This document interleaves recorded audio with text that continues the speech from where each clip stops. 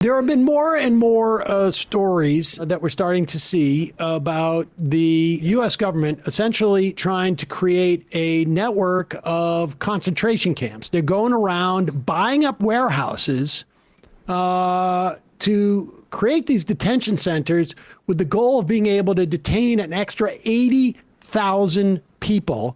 They are all across the country. Apparently, according to a video put out by Pat, what's the District 18? Ryan. Pat Ryan, congressman from District 18. They are looking at 8 regional centers and then more satellite detention centers around those 8 regional centers. These are buildings that are in no way set up to accommodate people. And we have now seen clips of like what people are being put through in these concentration camps. Yeah. Here is let's play this clip. This is from CBS Washington D.C. USA 9. And you may have seen this clip at the beginning. We played this of how tight and these conditions are with the blankets over them. That was leaked out of this Baltimore detention center. Right. But this local news station was able to get a former ICE worker to speak to them on the condition of anonymity about what he saw there, and it's disturbing. Interview.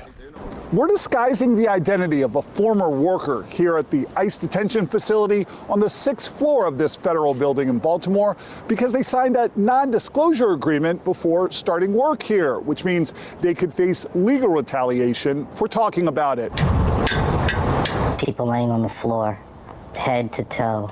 That reminded me of the pictures that I saw in elementary school of how they brought the slaves from Africa. For months, this person had access to what our cameras are not allowed to see. Mire cómo nos tienen aquí.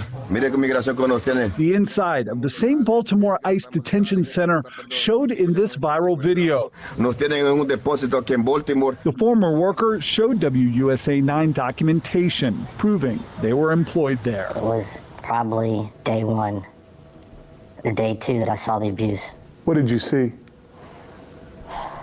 I saw people laying in feces, people throwing up, people laying in urine. At the time, an ICE spokesperson blamed the overcrowding on widespread flight cancellations and severe weather conditions that made it nearly impossible for ICE to safely transfer detainees to long-term detention facilities. In a new statement this week to WUSA 9, ICE went further, adding flatly, overcrowding does not happen. Did you witness overcrowding that was worse than what we saw in that video? Yes. Yes, I did. But this former worker provided WUSA 9 with what they claim are internal headcount sheets from December, showing conditions worse than in that viral video. 47, 50, and 56 detainees in that same cell, more than the worker counted in the video itself, and as many as 50 detainees in an even smaller cell. A federal class action lawsuit filed last May alleges conditions similar to what this former worker described to us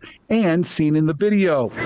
And when Maryland Congresswoman April McClain Delaney toured the facility last Friday, she said she was disturbed by what she saw. It is just a horrific thing for us as a country. This former worker told us on one occasion they showed up to find a detainee strapped in a restraint chair. And when I asked the guard why was he in the restraint chair, his reply to me was that the mother kept making noise all night. In its statement, ICE told WUSA 9 restraints are only used if a detainee poses a danger to themselves or others, never for disciplinary reasons, and not for extended periods. Staff are trained in their proper use, and all instances are monitored.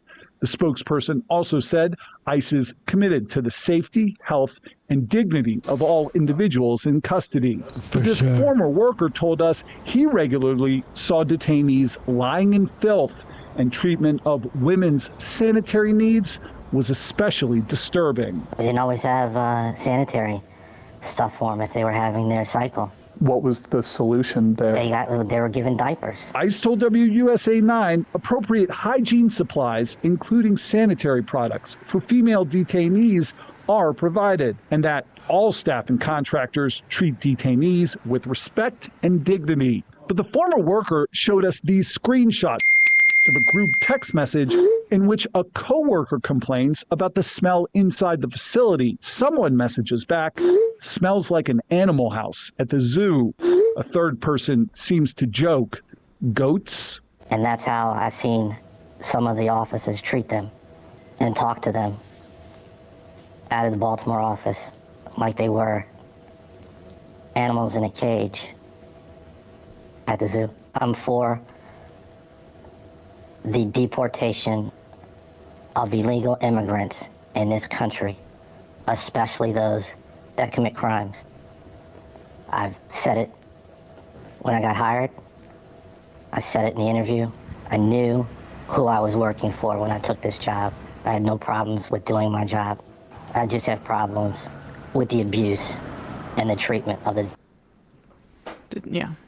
I mean, there is absolutely no reason to believe that this type of stuff isn't going on at these other detention facilities, particularly because we have reports of people purposely being put in these type of conditions as a way of getting them to short circuit their own legal process that they are already involved in to get legal status in this country.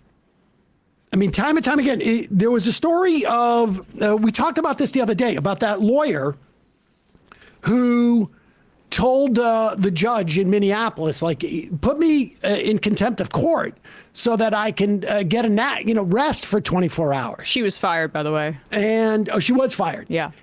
But that judge in that case also made the point, and it got sort of like ignored. The U.S. District Court Judge Jerry Blackwell said the overwhelming majority of people brought to his court by U.S. Immigration and Customs and Border Protection since the Trump administration's crackdown started have been lawfully present in the country. That doesn't necessarily mean they have citizenship. It just means that they are here within a legal process. It may be getting their asylum cases adjudicated. It may be on the way to getting a green card. It may be on the way to getting citizenship. Whatever it is, they are lawfully present here. And what's happening is these people are getting scooped up. They're being stuck in these detention facilities. They're essentially being tortured in some fashion or another, living in these squalor-like conditions as a way of basically having them say, coercing them into saying, I give up my rights in the context of this legal process that I'm involved in, and you can send me out of the country just so I can get out of this living hell that you put me in. There's an old video of Stephen Miller in high school talking about torture and speaking about how torture is, quote, a celebration of life and human dignity, because he says that tortured people can live, and that should be that is a form of a celebration of life. I mean, to not do so would just be to essentially kill people. Then that's in extermination camps that we're talking about here. And could that happen in this situation? I mean, what would be why would we be credulous about that? I mean, it's important to say what the possibilities are here, because these are definitionally concentration camps.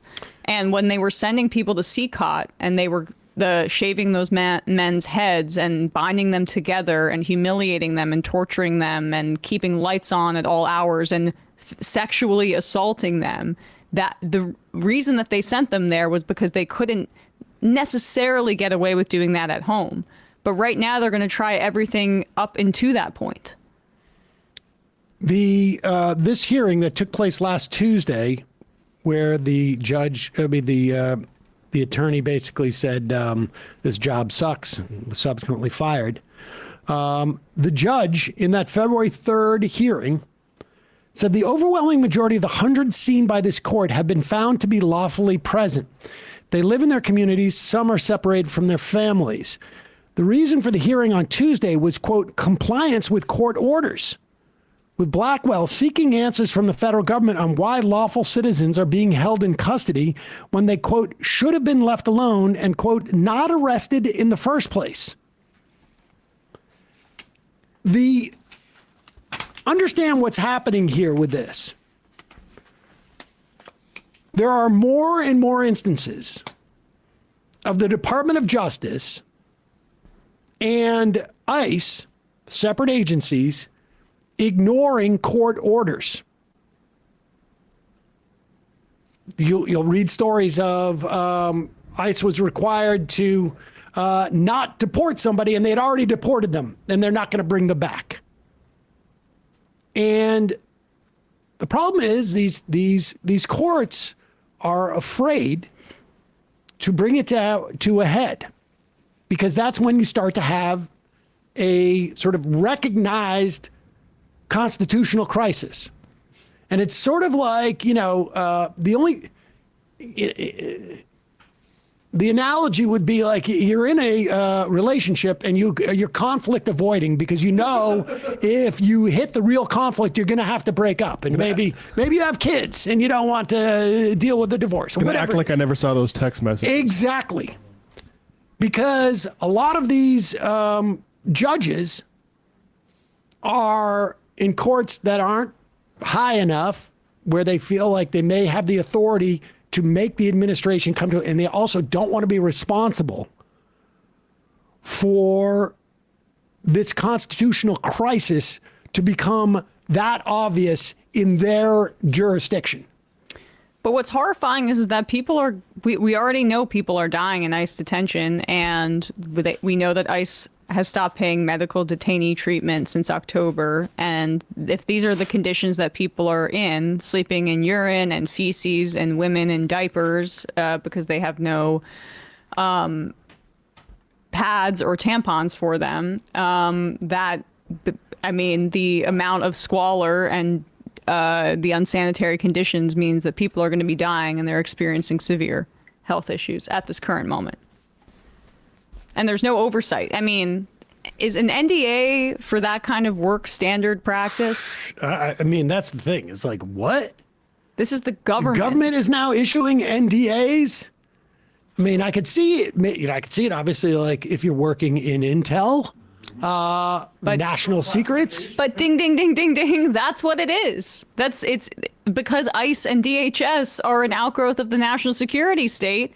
They're using those same tactics that you would some sort of mercenary abroad. It's the imperial boomerang. I mean, I know that some people don't like that term for this. I think that Seder was on point about it, but saying that, like, yeah, there are slave catchers and others where that you can draw parallels to American history, and we shouldn't say that this hasn't been tactics that have been used against black people and brown people in this country for quite a while.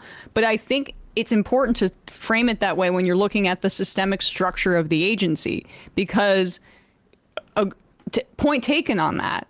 But in the way that ICE and DHS is structured, it's definitionally the imperial boomerang. It's much harder to do what we did with slave catching today because of the way our government and laws that have built up over the years.